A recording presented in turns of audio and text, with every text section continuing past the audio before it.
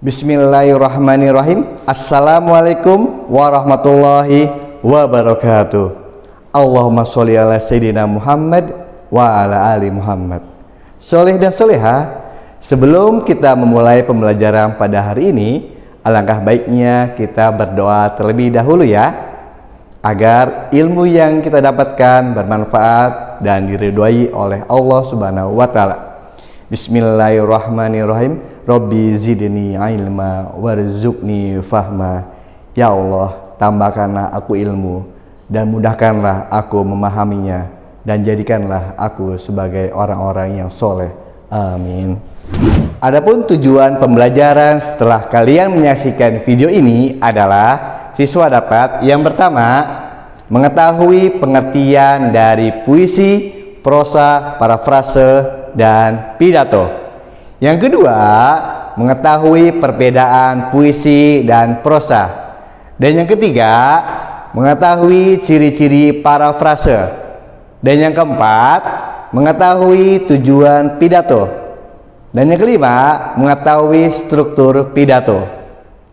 Rasulullah Shallallahu Alaihi Wasallam bersabda yang artinya, tidak akan masuk surga orang yang di dalam hatinya ada kesombongan seberat biji sawi. Seseorang laki-laki bertanya, ada seseorang yang suka baju yang bagus dan sendal yang bagus, apakah ini termasuk kesombongan? Beliau menjawab, sesungguhnya Allah Maha Indah dan menyukai keindahan. Kesombongan adalah menolak kebenaran dan merendahkan manusia. Hadis riwayat Muslim. Dari hadis tersebut menerangkan bahwa kita tidak boleh sedikit pun memiliki rasa sombong, karena kesombongan dapat menolak kebenaran dan merendahkan manusia. Oleh sebab itu, untuk menjaga diri kita dari sifat sombong adalah kita harus meyakini bahwa ada yang lebih hebat dari diri kita. Sesungguhnya Allah lah yang pantas untuk sombong, karena Allah memiliki apa yang ada di bumi dan yang ada di langit.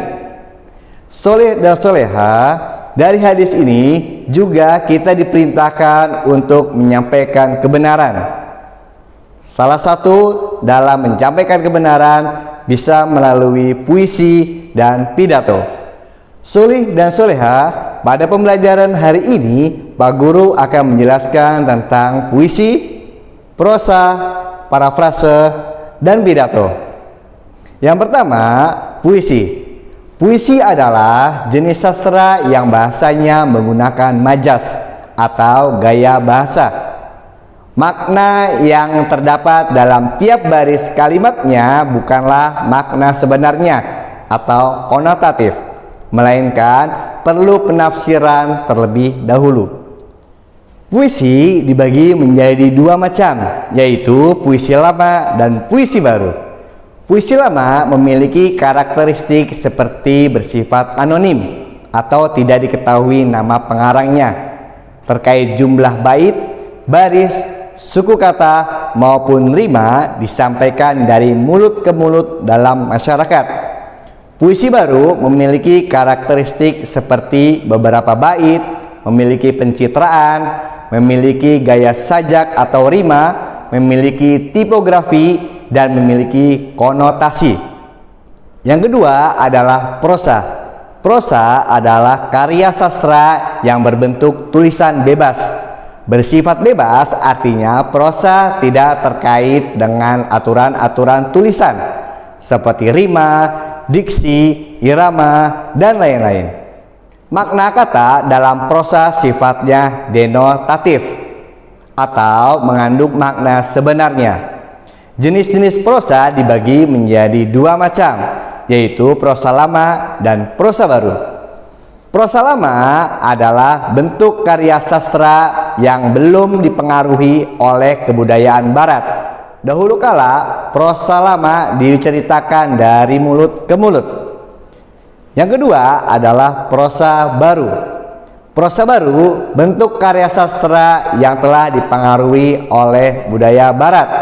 Bentuk prosa ini muncul karena prosa lama dianggap tidak modern dan ketinggalan zaman.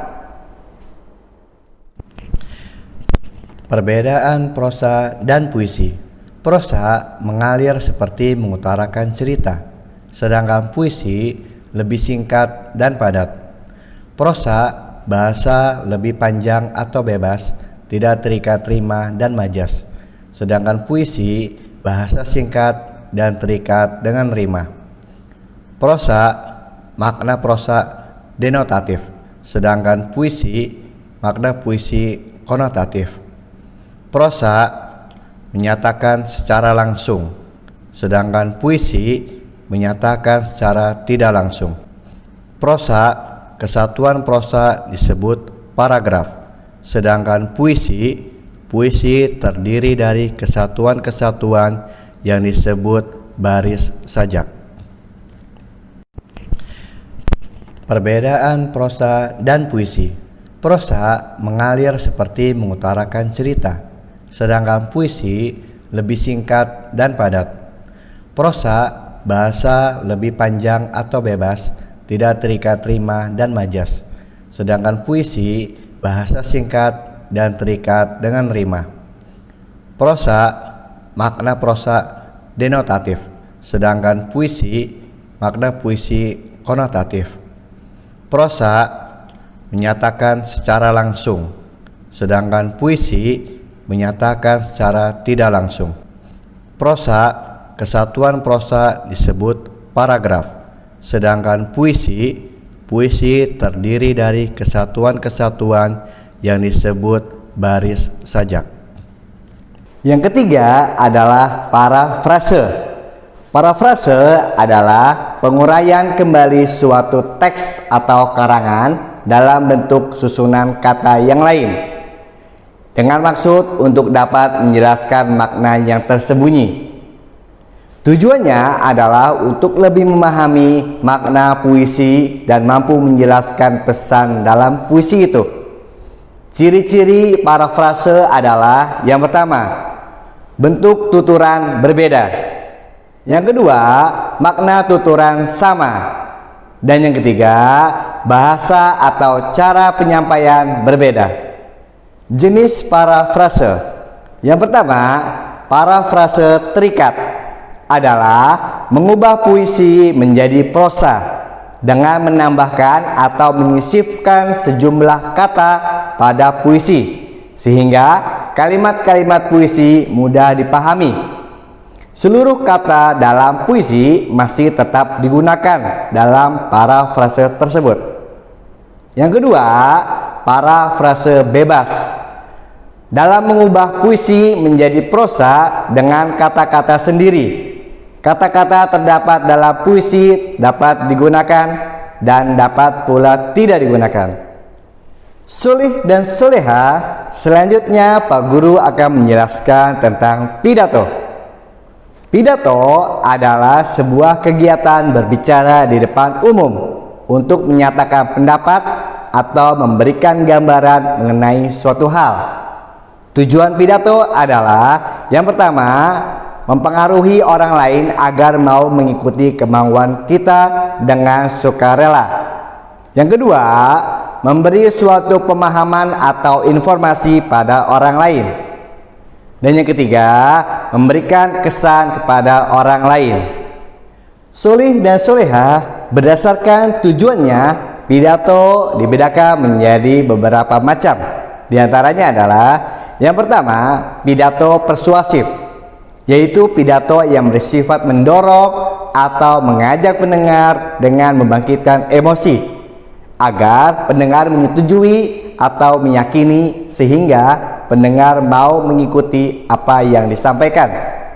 Yang kedua, pidato informatif atau instruksi, yaitu pidato yang bersifat memberitahukan atau memberikan suatu informasi. Yang ketiga, pidato rekreatif adalah pidato yang bersifat menghibur, sehingga orang yang mendengarkan pidato merasa terhibur. Berdasarkan sifat dan isi pidato dibedakan menjadi beberapa macam. Yang pertama, pidato pembukaan, yaitu pidato singkat yang dibawakan oleh pembawa acara. Yang kedua, pidato pengarahan, yaitu pidato untuk mengarahkan suatu kegiatan. Yang ketiga, pidato sambutan, yaitu pidato yang disampaikan pada acara atau kegiatan. Yang keempat, pidato peresmian, yaitu pidato yang dilakukan oleh orang yang berpengaruh untuk meresmikan sesuatu. Yang kelima, pidato laporan, yaitu pidato yang isinya berupa laporan tugas atau kegiatan. Dan yang keenam adalah pidato pertanggungjawaban, yaitu pidato yang berisi pertanggungjawaban sebuah kegiatan. Soleh dan solehah, berikut ini adalah struktur pidato. Antara lain adalah yang pertama, pembukaan pidato. Pada pembukaan ini terdiri dari 3 bagian. Yang pertama, salam pembuka, ucapan penghormatan, ucapan syukur, dan pengantar ke topik utama. Yang kedua adalah isi pidato. Isi pidato berupa hal-hal penting yang akan disampaikan. Dan yang ketiga adalah penutup pidato, berisi kesimpulan dari hal yang disampaikan, permintaan maaf jika terjadi kesalahan saat menyampaikan suatu hal. Dan yang terakhir adalah salam. Alhamdulillah, pembahasan pada hari ini tentang puisi, prosa, parafrase, dan pidato. Semoga ilmu yang kalian dapatkan pada saat ini dapat bermanfaat bagi orang lain dan diri sendiri. Billahi taufik wal hidayah. Wassalamualaikum warahmatullahi wabarakatuh.